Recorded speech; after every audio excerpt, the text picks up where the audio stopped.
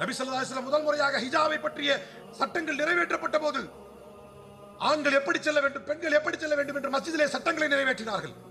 ஒரு நாள் வெளியே வரும்போது லேசா கொலாப்ஸ் ஆயிருச்சு. ஆணும் பெண்ணும் யூசுவலா நடக்கிறது தானே, ஏதாவது இடத்துல மிஸ் ஹேப்பனிங் ஆகும். லேசா கொலாப்ஸ் ஆயிருச்சு. உடனே அல்லாஹ்வுடைய தூதர் கண்ணங்கள் சிவந்து விட்டன கோபத்திலே. ஆண்கள் சாலையினுடைய நடுவை தேர்ந்தெடுக்க வேண்டும், பெண்கள் சாலையின் ஓரங்களை தேர்ந்தெடுக்க வேண்டும் என்றார் அல்லாஹ்வுடைய தூதர். உடனே பெண்கள் அந்த ஓரங்களை தேர்ந்தெடுத்து எப்படி நடந்தார்கள் என்றால், அவர்கள் நடந்து செல்லும் பொழுது அந்த சாலையிலே வேலைகளில் அமைக்கப்பட்டிருக்கக்கூடிய முற்கள் அவர்களுடைய ஆடைகளில் பட்டு இழுக்கும். ஆனாலும் அல்லாஹ்வுடைய தூதரின் வார்த்தைக்கு கட்டுப்பட வேண்டும் என்று ஓரங்களிலே செல்வார்கள் பெண்கள்.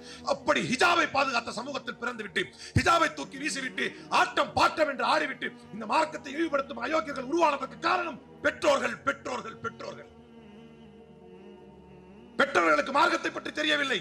எவனோ ஒருத்தர் சொந்தக்காரன் கொடுத்த 100 ரூபாய் அப்பா கிழிச்சு போடும்போது எப்படி அவனுக்கு மரியாதை தெரியவில்லையோ, அப்படித்தான் இன்றைக்கு இந்த முஸ்லிம்களுக்கு இந்த மார்க்கம் எவ்வளவு சிரமங்களை பட்டு வந்திருக்கிறது என்பது தெரியவில்லை.